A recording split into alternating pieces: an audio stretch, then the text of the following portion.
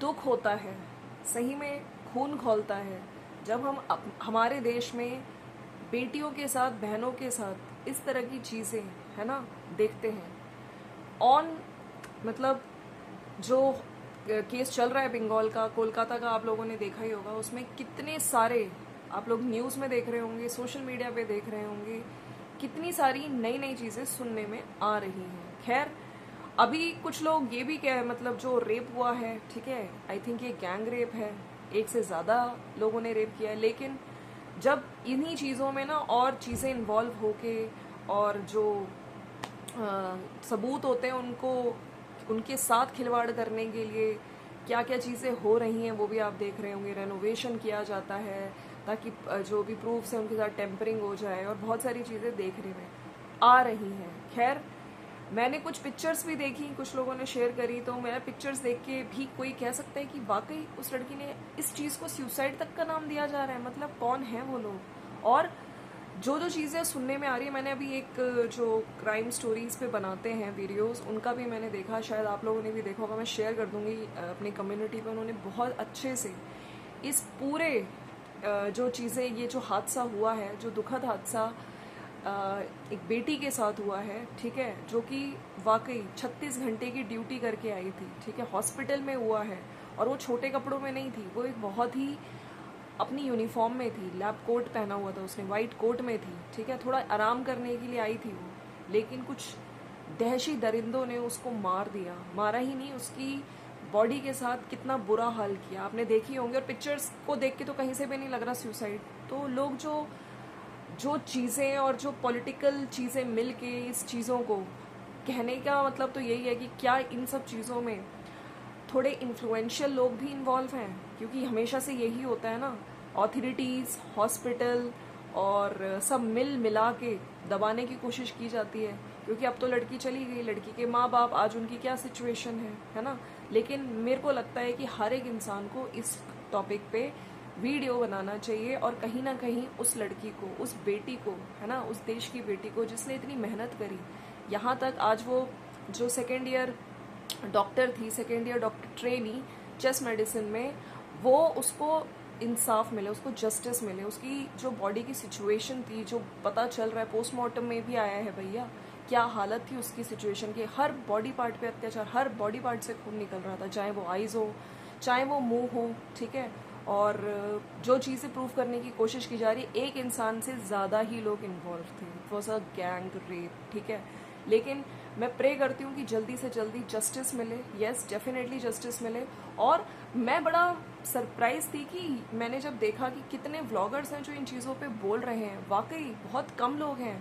तो आप लोग किस मायने में इन्फ्लुएंसर हैं? सबसे पहले तो मैं बात करना चाहती हूँ, कल मैंने कुछ लोगों को ही देखा है जो मतलब मोनेटाइज भी नहीं कर रहे हैं, इन टॉपिक्स पे वीडियोस बना रहे हैं, एक कहीं ना कहीं मैसेज दे रहे हैं कि अगर आपका चैनल भी नहीं है तो भी आप बनाओ, आप अपने इंस्टा पे शेयर करो, ताकि एक कहते हैं ना कि जस्टिस के लिए एक प्रेशर पड़े, वरना फिर से जिस तरह से हमेशा से होता आया है, इंसाफ नहीं मिलेगा, ठीक है।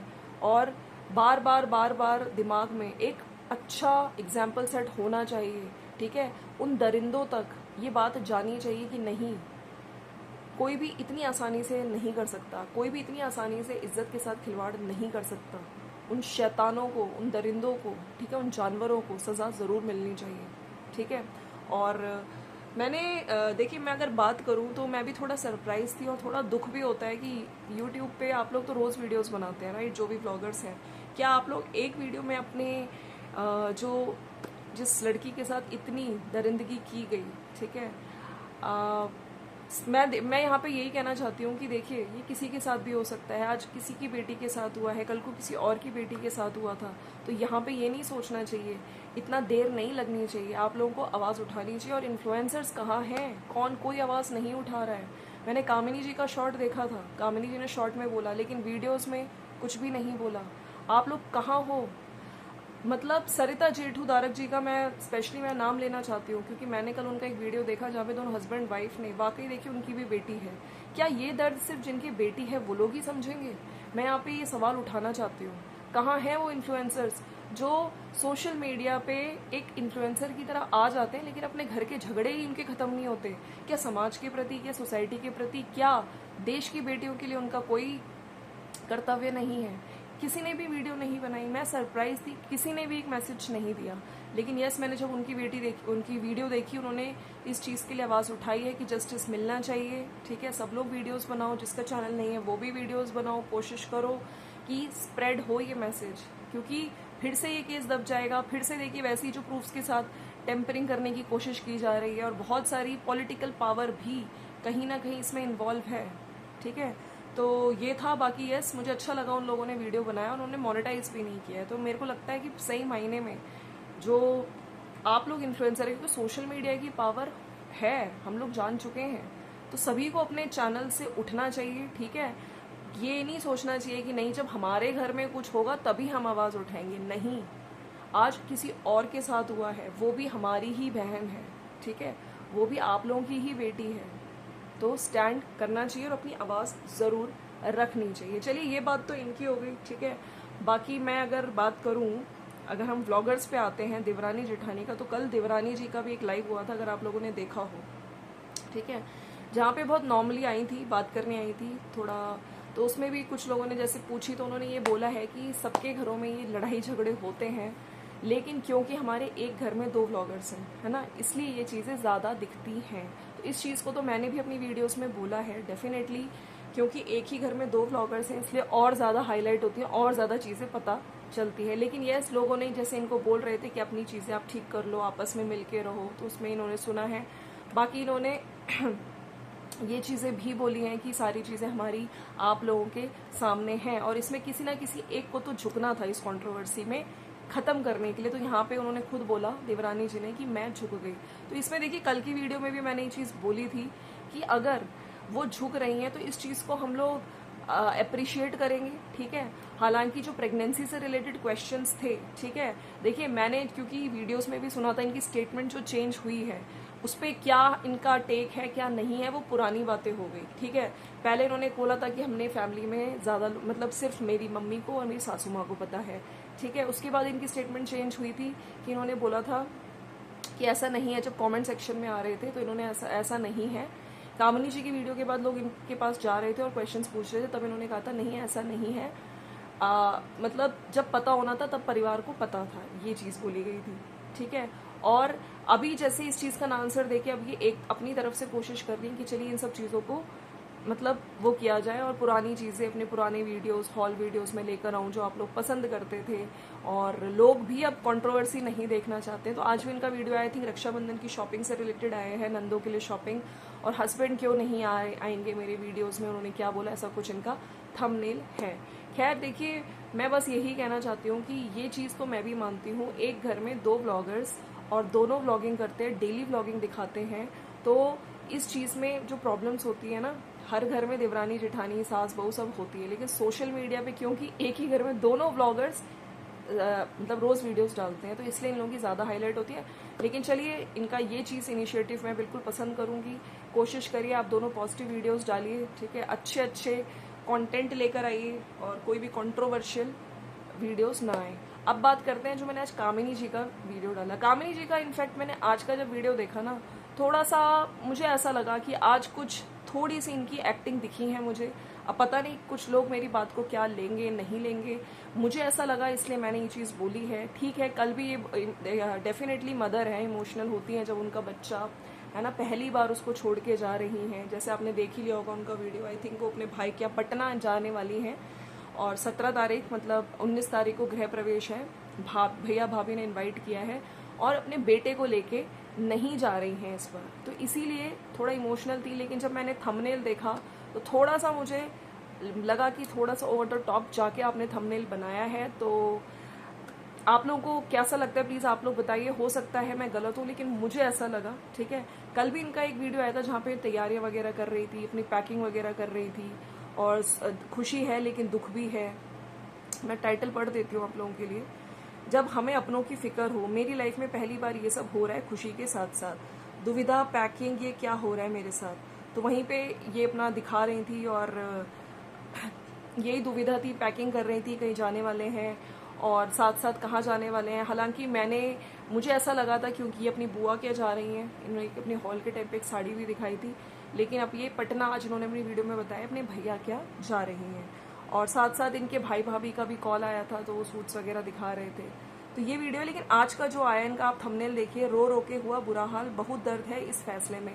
तो जितना इन्होंने फेसेस भी बनाए हैं, मुझे लग रहा है कि कहीं ना कहीं थोड़ी सी आपने इसमें एक्टिंग करी है, आप माने ना माने, ठीक है। मैंने पहली बार देखा और जब मैंने वीडियो में भी देखा, इमोशनल मोमेंट, मेरे लिए फैसला लेना बहुत मुश्किल है। रो रो के बुरा हाल, कठिन पल, ठीक है। तो मैं यहाँ पे सबसे पहले तो ये कहना चाहती हूँ कि ठीक है, आप उनको उसको कभी छोड़ के नहीं गई हैं, लेकिन वो बच्चा बहुत छोटा बच्चा नहीं है, ठीक है। कई बार ऐसी भी सिचुएशंस आती हैं जब कहते हैं ना कि जो फीडिंग मदर्स होती हैं उनको तक अपना बच्चे को छोड़ के जाना पड़ता है। और धनुआ थोड़ा बड़ा हो चुका है और आपको जाना है, आपका काम है, आपको आए दिन कई बार मदर्स को जाना पड़ता है, वर्किंग मदर्स भी होती हैं। तो इस चीज़ को आपने थोड़ा सा आज ओवर द टॉप जाके जो थंबनेल में लिखा है, मुझे लगता है ये चीज़ ठीक नहीं है।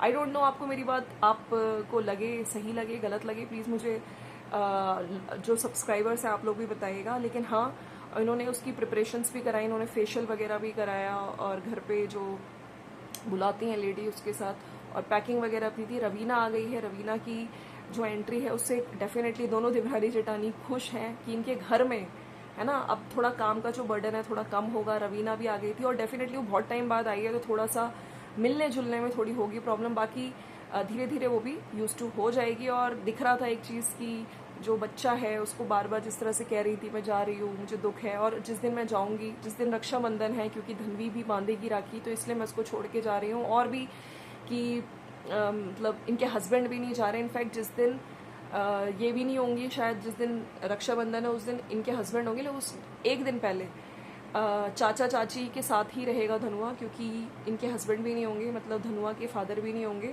वो ऑफिस में होंगे, और इनकी सासू माँ भी अभी नहीं आई हैं, ठीक है, और ये भी नहीं होंगी। लेकिन यस, चाचा चाची हैं, और कहते हैं ना जॉइंट फैमिली में बच्चों की अच्छे से टेक केयर हो जाती है ना, आप आराम से बिना टेंशन के छोड़ के जा सकते हो। तो यही सब इमोशनल हो रही थी। मुझे लगा इमोशनल डेफिनेटली होता है इंसान, लेकिन इस चीज़ को आपने बहुत आज ओवर हाईलाइट करके जो थंबनेल में लगाया, वो चीज़ मुझे ठीक नहीं लगी, ठीक है। और धीरे धीरे आप देखिए उसको आदत भी होगी, आप उसको धीरे धीरे यूज टू कराएंगे, आप जाएंगी, और वो भी धीरे धीरे समझेगा कि यस, ये मेरी मदर का काइंड ऑफ प्रोफेशन है, जाना पड़ेगा। हालांकि गृह प्रवेश पूजा है, इन्होंने खुद बताया है, और जल्दी ही 21 तारीख तक आई थिंक आ भी जाएंगी, और 19 तारीख की रक्षाबंधन वाले दिन ही इनकी वहाँ पे गृह प्रवेश पूजा है। और इन्होंने ये भी बोला कि जो भैया हैं मेरे, उनके और कोई बहन भी नहीं है, और राखी भी सेलिब्रेट होगी इनकी, वहीं से उसी दिन ही निकलेंगी। और कभी हमने ऐसे फेस टू फेस राखी भी नहीं बांधी है, मेरी भाभी भी कहती है कि आप हमारी ननद हो कभी। चलिए, ये सब चीज़ें उन्होंने एक्सप्लेन करी है, लेकिन यस, इमोशनल इन्होंने जो डाला है मैं समझती हूँ, और जो रोते हुए वो थोड़ा सा मुझे लगा कि यस, आप ओवर दिख रहा है उसमें। तो फ्रेंड्स, ये है मेरा वीडियो। बाकी यस, मैंने अभी देवरानी जी का वीडियो नहीं देखा, थंबनेल ही देखा, उनकी भी शॉपिंग चल रही है रक्षाबंधन की, नंदों के लिए गिफ्ट्स वगैरह ले रही है।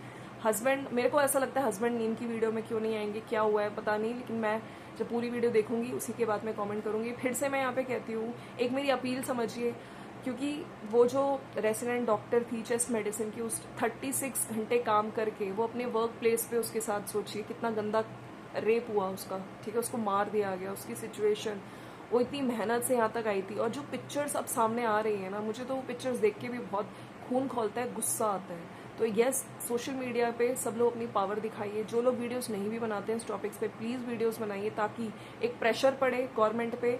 फाइनली जो कल्प्रिट्स हैं, जो लोग भी इनमें इन्वॉल्व हैं, और बहुत सारी चीज़ें और भी निकल के आ रही है कि उसमें वो जो आरजीकर मेडिकल कॉलेज है, उसमें बहुत सारी चीज़ें और भी होती थी क्या, उसमें ड्रग्स रैकेट भी बता रहे हैं, सेक्स रैकेट भी, बहुत सारी चीज़ें निकल के आनी, कितनी सच्चाई है, कुछ चैट्स वगैरह जो निकल के आई हैं, जो पता चल रही हैं। तो मैं यहाँ पे ये भी कहना चाहती हूँ कि बहुत अच्छे से ना इनकी इंक्वायरी होनी चाहिए, और सबूतों को देखिए मिटाने की तो कोशिश की गई। आपने देखा था जिस तरह से उस दिन, है ना, लोग मतलब गुंडे वगैरह भिजवा दिए और वो तोड़ फोड़ कर रहे थे, लेकिन फिर से पहले जैसे ना हो, ठीक है। और जो दोषी हैं वो खुले ना घूमें, ठीक है, उनको भी जो कानून व्यवस्था है कानून व्यवस्था पे विश्वास हो, ठीक है, ताकि नेक्स्ट टाइम को इतना बड़ा हादसा ना हो किसी के साथ। थोड़ा डर, फियर आना चाहिए, ठीक है। चलिए मिलते हैं नेक्स्ट वीडियो में। Thank you so much for watching. और जाने से पहले लाइक शेयर सब्सक्राइब कर दीजिए। एक और वीडियो जल्दी आ रहा है। मिलते हैं नेक्स्ट वीडियो में। Bye bye.